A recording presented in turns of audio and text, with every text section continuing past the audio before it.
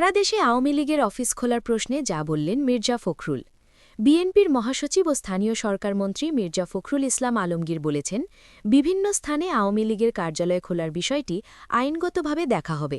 সোমবার ২৩ ফেব্রুয়ারি সকালে রাজধানীর নয়াপল্টনে বিএনপি কেন্দ্রীয় কার্যালয়ে সাংবাদিকদের প্রশ্নোত্তরে তিনি একথা বলেন। সাংবাদিকেরা প্রশ্ন করেন, বিভিন্ন স্থানে আওয়ামী লীগের অফিসগুলো খোলা হচ্ছে, এ বিষয়ে সরকারের অবস্থান কি? উত্তরে মির্জা ফখরুল ইসলাম আলমগীর বলেন, এটা আমরা চাইনি এবং যেহেতু আইনগতভাবে বলা আছে যে তাদের কার্যক্রম নিষিদ্ধ, সেভাবেই এটাকে দেখা হবে সব জায়গায়। তিনি বলেন, নয়াপল্টনে বিএনপির এই কার্যালয় থেকে বিগত সময়ে সবচেয়ে বেশি আন্দোলন ও কর্মসূচি পালন করা হয়, যার নেতৃত্বে ছিলেন বিএনপির প্রয়াত চেয়ারপারসন ও সাবেক প্রধানমন্ত্রী খালেদা জিয়া। তিনি আরও বলেন, এই কার্যালয় থেকে দেওয়া কর্মসূচিগুলো জনগণকে অনুপ্রাণিত করেছিল। স্থানীয় সরকার নির্বাচন নিয়ে সাংবাদিকদের এক প্রশ্নোত্তরে মির্জা ফখরুল ইসলাম আলমগীর বলেন, সঠিক সময়ে সরকারি নিয়ম মেনে স্থানীয় সরকার নির্বাচন অনুষ্ঠিত হবে।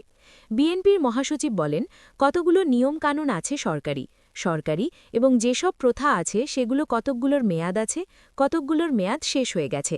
সবগুলোকে এক জায়গায় নিয়ে এসে সরকারের তরফ থেকে একটি সঠিক সময়ে এই নির্বাচনগুলো দেওয়ার ব্যবস্থা আমরা করব। তবে নিঃসন্দেহে এই নির্বাচনকে প্রাধান্য দেওয়া হবে।